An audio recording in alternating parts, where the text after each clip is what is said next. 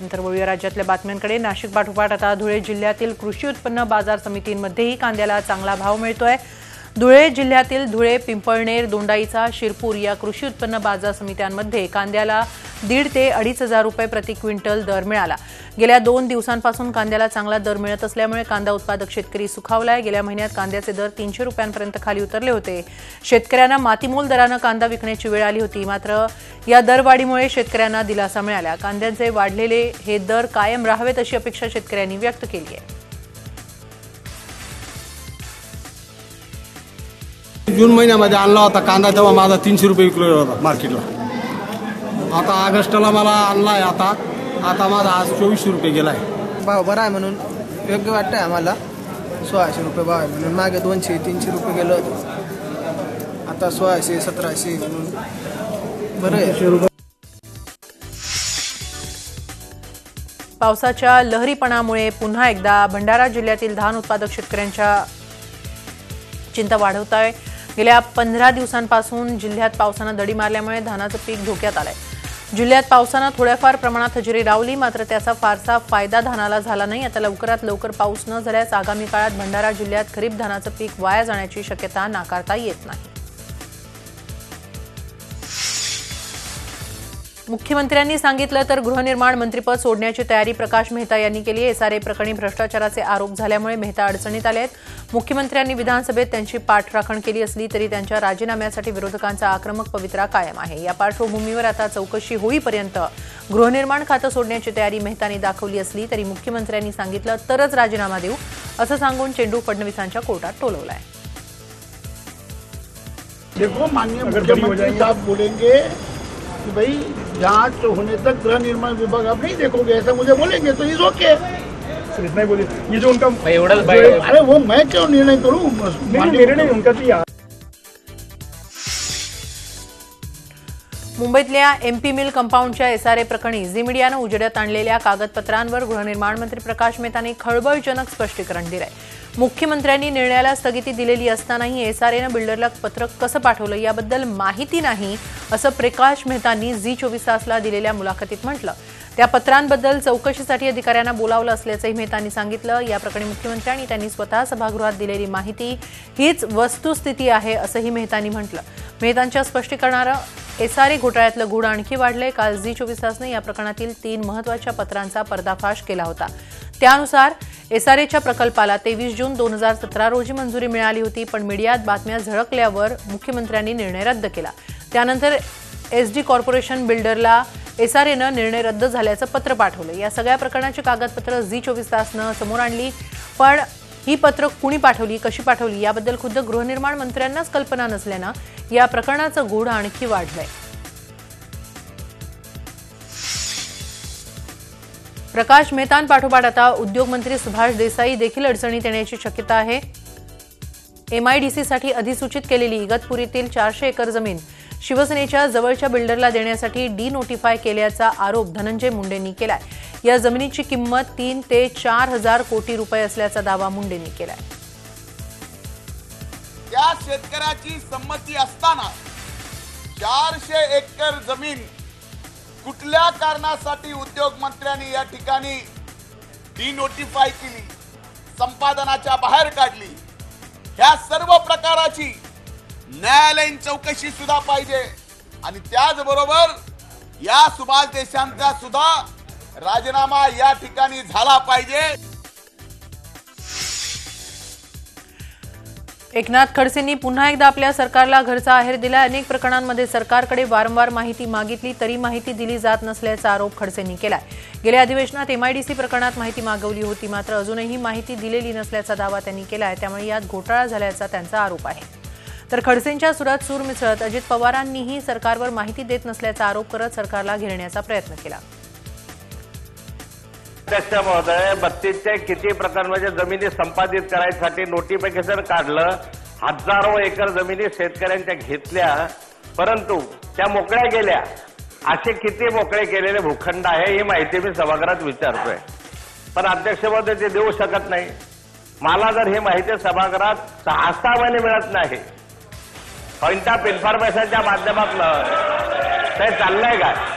पण आपल्या माध्यमातून माझी विनंती आहे की ही मला या पुढच्या आठवड्यात मंगळवार बुधवारला तरी मिळेल का, नाही तर हे अधिवेशन गेलं एक वर्ष जर भांडून जर मिळत नसेल या ठिकाणी माहिती, तर माहिती शासन का दडवताय, काय लपवताय, काय त्याच्यामध्ये असं आहे की तुम्ही मला माहिती देऊ शकत नाही. या संदर्भामध्ये अध्यक्ष महोदय माझी आपल्याकडनं अपेक्षा आहे की आपण हे कोणत्याही स्थितीमध्ये मला ही माहिती या सभागृहामध्ये ठेवली गेली पाहिजे आणि ते मला पुढच्या आठवड्यात तरी प्राप्त झाली पाहिजे. नाहीतर काय म्हणजे काय असा गुपित आहे त्याच्यामध्ये की माहिती तुम्ही देत नाही त्याच्यामध्ये अध्यक्ष महोदय. म्हणजे एका प्रकरणामध्ये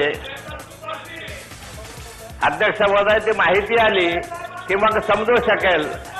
माहिती एक वेळा हातामध्ये आली, माझ्याकडे काही माहिती आहे, काही विखे पाटलांकडे माहिती आहे, ते बोलले जातात या संदर्भामध्ये आणि त्यामध्ये फार मोठ्या प्रमाणावर अफरातफर झाल्याची शंका असल्यामुळे ही माहिती सभागृहात येत नाही असा माझा आरोप आहे.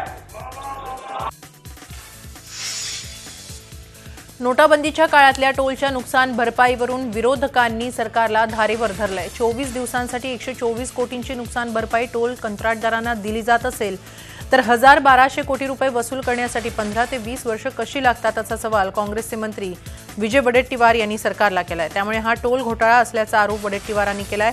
तर टोलच्याच मुद्द्यावरून भाजपा आमदार सरदार तारासिंग यांनी सरकारला घरचा आहेर दिलाय. टोल ऑपरेटरला 124 कोटी रुपये देणं म्हणजे जनतेच्या पैशांची उधळपट्टी असल्याचा आरोप त्यांनी केलाय. मुंबईतले टोल हे जनतेसाठी डोकेदुखी ठरू लागलेत.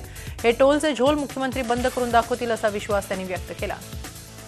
नोटाबंदी लागू झाल्यानंतर 24 दिवस टोल नाके बंद केले होते आणि त्यावेळेस त्याचा परतावा म्हणून 24 दिवसाच्या पोटी जर सरकार 1,200 कोटी रुपये त्यांना परतावा देत असेल किंवा ते टोलचा परत देत असेल, याचाच अर्थ 24 दिवसामध्ये 125 कोटी किंवा 24 कोटी राज्य सरकारच्या तिजोरीतून जात असतील. म्हणजे वर्षभराचं जर आम्हाला गणित काढला तर साधारणतः 1,200-1,400 कोटी रुपये एका वर्षामध्ये वसूल व्हायला पाहिजेत. यावरून हा नक्कीच टोल घोटाळा आहे हे सिद्ध होतं आणि याची सर्वकष चौकशी होण्याची आवश्यकता आहे. पब्लिक के लिए भी सिरदर्दी है और सरकार के लिए भी सिरदर्दी है.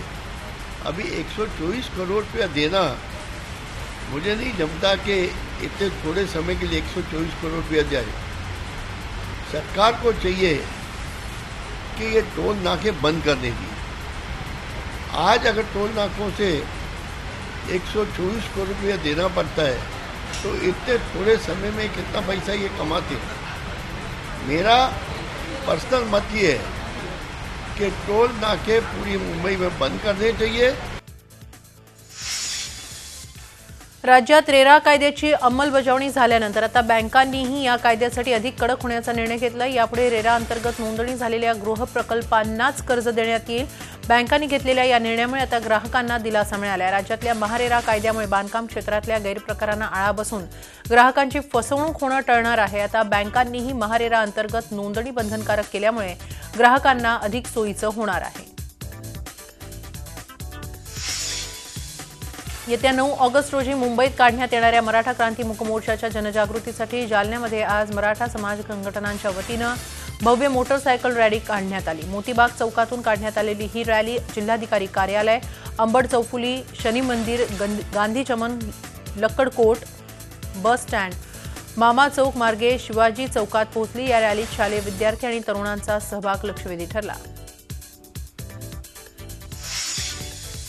जळगावातही मराठा क्रांती मोर्चाला पाठिंबा देण्यासाठी भव्य मोटरसायकल रॅलीचं आयोजन करण्यात आलं होतं. शहरातील काव्य रत्नावली चौकातून या रॅलीला सुरुवात झाली. आकाशवाणी चौक, रिंग रोड, कोर्ट चौक मार्गे पुन्हा काव्य रत्नावली चौकात या रॅलीचा समारोप करण्यात आला. तर परभणी शहरातही मोटरसायकल रॅली काढण्यात आली. छत्रपती शिवाजी महाराजांच्या पुतळ्यापासून सदर रॅलीला सुरुवात झाली. त्यानंतर रेल्वे स्थानक मार्गे उडाण पुलावरून जिंतूर रोड, गांधी चौक, बाबासाहेब आंबेडकर पुतळा मार्गे वसमत रोड ते खानापूर फाटा अशी ही मोटरसायकल रॅली काढण्यात आली. त्यानंतर छत्रपती शिवाजी महाराज पुतळा परिसरात या रॅलीचा समारोप करण्यात आला. यावेळी तरुणांचा प्रचंड उत्साह बघायला मिळाला. मोठ्या प्रमाणात मराठा समाज बांधव या मोटरसायकल रॅलीत सहभागी झाले होते.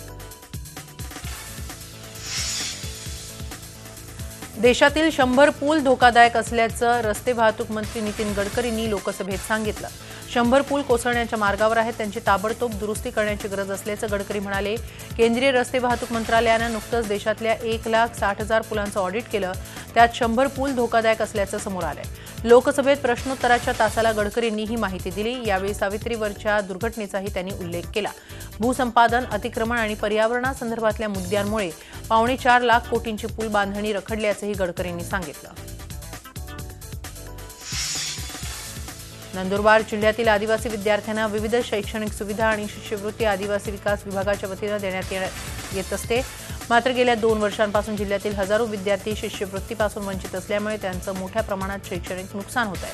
त्यामुळे आदिवासी विद्यार्थी संघटना आक्रमक झाल्यात. विद्यार्थी मोठ्या अडचणीत असून याकडे आदिवासी विकास विभाग दुर्लक्ष करत आहे. त्यामुळे या विरोधात तीव्र आंदोलन छेडण्याचा इशारा आदिवासी महासंघानं दिलाय.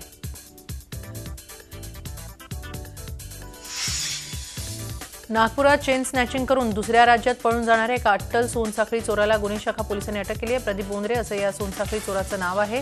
त्यानं आतापर्यंत 40 सोनसाखळी लुटल्याचं कबूल केलं. प्रदीप बोंद्रे व नागपुरातील विविध पोलीस स्टेशनमध्ये 31 तर छत्तीसगड राज्यातील रायपूरमध्ये 13 चोरीचे गुन्हे दाखल आहेत.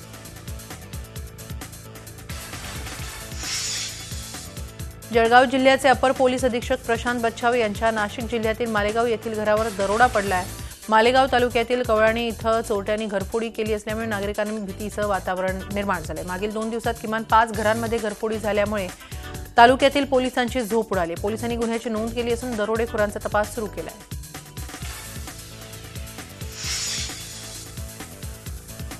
बोरिवली पोलिसांनी दरोड्याच्या एका प्रकरणात चक्क 2 पोलिसांनाच अटक केल्याने एकच खळबळ उडाली आहे. चंद्रकांत गवरे आणि संतोष गवस अशी दोघांची नावं आहेत. या दोघांनी आपल्या साथीदारांसोबत मिळून चक्क एका हिरा व्यापाऱ्याच्या दुकानात दरोडा घातला. त्याच्याकडील 24 लाखांचे हिरे घेऊन ते पसार झाले होते. या दोघांना पोलिसांनी अटक केली असून 13 लाखांचे हिरे देखील जप्त करण्यात आले. बोरिवलीतील बाभई परिसरात जयेश झवेरी यांचं ऑफिस आहे. हिऱ्यांचे व्यापारी असलेले जयेश भाई आपल्या ऑफिसमधून अनेकदा हिऱ्यांचा डील करतात. बुधवारी आपल्या ऑफिसमध्ये सुरत येथील व्यापाऱ्याशी डील सुरू असतानाच अचानक काही लोक जयेश झवेरी यांच्या ऑफिसात घुसले. त्यातील एक इसम तर चक्क पोलीस गणवेशात होता, तर दुसऱ्यानं त्याची ओळख ही पोलीस अशीच केली. यावेळी त्यानं आपलं ओळखपत्र देखील दाखवलं. त्यानंतर पोलीस अधिकारी मित्राकडे चौकशी केली असता असा कोणताही गुन्हा दाखल नसल्याचं त्यांना सांगितलं आणि तत्काळ पोलीस ठाण्यात गुन्हा दाखल करायला सांगितलं. सीसीटीव्ही फुटेज बघता क्षणी पोलीस समजून चकले की हे काही तोतया पोलीस नाही. तत्काळ तपासाची चक्र फिरली आणि दोघा पोलिसांसह अन्य दोघांना पोलिसांनी अटक केली. यावेळी चंद्रकांत गवारे आणि संतोष गवस यांच्यासह बोरिवली पोलिसांनी प्रणय शहा आणि एका आरोपीला अटक केली आहे.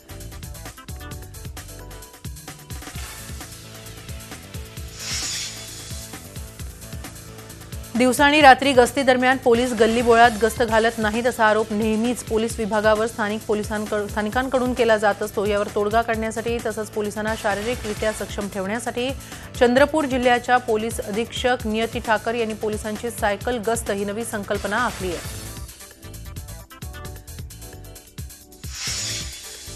चुरमुरांच्या नावाखाली सुट्टा गुटखा घेऊन निघालेला ट्रक भिगवण पोलिसांनी पकडला. यात तब्बल 1 कोटी रुपये किमतीचा गुटखा विक्रीसाठी नेला जात असल्याचं निष्पन्न झालं. विशेष म्हणजे पहिल्यांदाच अशा प्रकारे सुट्टा गुटखा सापडल्यानं हाच गुटखा विविध कंपन्यांच्या नावानं बाजारात विकला जात असल्यानं अन्न भेसळ प्रशासनापुढे मोठं आव्हान उभं राहिलं आहे. देशभरातील रेल्वे स्टेशनवर प्रवाशांची होणारी लूट थांबावी यासाठी IRCTCनं पुढाकार घेऊन बहुतांश रेल्वे स्थानकांवर 5 रुपयात शुद्ध पाणी मिळण्याचं वॉटर पॉइंट सुरू केले आहेत. मात्र मॉडर्न स्टेशनचा दर्जा दिलेल्या जळगाव रेल्वे स्टेशनवर ही मशीन अजून तर मशीन बसवण्यात आलेले आहेत. सामान्य प्रवाशांना मात्र हे पाणी परवडणार आहे. मात्र मध्य रेल्वेला अजूनही हे मशीन सुरू करण्यास मुहूर्त सापडत नाहीये. भारतीय सीमेत सातत्यानं घुसखोरी करून भारताला धमकावणाऱ्या चिनी ड्रॅगनला धडा शिकवण्यासाठी चिनी वस्तूंवर बहिष्कार घाला. भगिनींनी चिनी राख्या घेऊ नये असं आवाहन करत भारतीय जनता पक्षाच्या महिला आघाडीनं यवतमाळमध्ये रॅली काढली. भारत सरकारनं चीनशी असलेल्या व्यापारविषयक धोरणावर पुनर्विचार करून त्यांची आर्थिक नाकेबंदी करावी, स्वदेशी वस्तूंचा आग्रह धरावा अशा मागणीचं निवेदन भाजप महिला आघाडीनं जिल्हाधिकाऱ्यांना दिलं. गडचिरोली जिल्ह्यात विविध जंगलात असलेल्या खनिज संपदेचं खोदकाम करण्यासाठी दक्षिण भागात एटापल्ली आणि नव्यानंच उत्तर भागात कोरची इथं झेंडेपार खाणींची प्रस्तावित जनसुनावणी करण्यात आली आहे. मात्र कोरची भागातील 4 लोह खनिज प्रकल्पांची जनसुनावणी वादळी ठरली. नागरिक आणि जिल्ह्यातील सामाजिक कार्यकर्त्यांनी यावेळी जोरदार नारेबाजी केली. अखेर प्रशासनाला ही सुनावणी रद्द करावी लागली.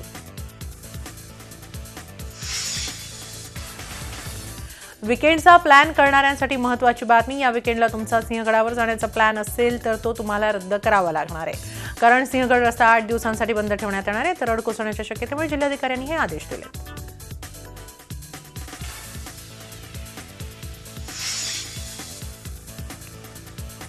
मुंबई महापालिकेच्या घनकचरा व्यवस्थापन विभागातील एका अधिकाऱ्याच्या गैरकारभाराविरोधात आवाज उठवल्यानं पीएचडी करत असलेल्या एका चतुर्थ श्रेणी सफाई कामगारालाच देशोधडीला लावण्याचे प्रयत्न प्रशासनाकडून सुरू आहेत. सुनील यादव या सफाई कामगारानं भ्रष्टाचाराविरोधात आवाज उठवल्यानं आपल्याला बीएमसीनं कार्यमुक्त केल्याचा दावा केलाय. सुनीलने नाईट शिफ्टमध्ये कचरा गाडीमध्ये भरण्याचं काम करून दिवसा टाटा इन्स्टिट्यूट ऑफ सोशल सायन्समध्ये पीएचडीचं शिक्षण पूर्ण करत आहे. तसंच रिसर्चसाठी दक्षिण आफ्रिकेतही 6 महिने जाऊन आले आहेत, पण ते घेत असलेल्या उच्च शिक्षणाचं कौतुक त्यांच्या विभागाला नाही. अधिकाधिक मानसिक त्रास या विभागाचे अधिकारी देत असल्याचा त्यांचा दावा आहे.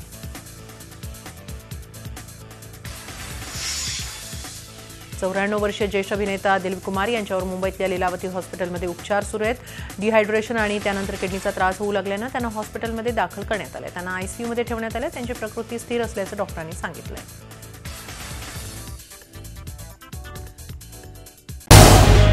झी 24 तास रहा एक पाऊल पुढे.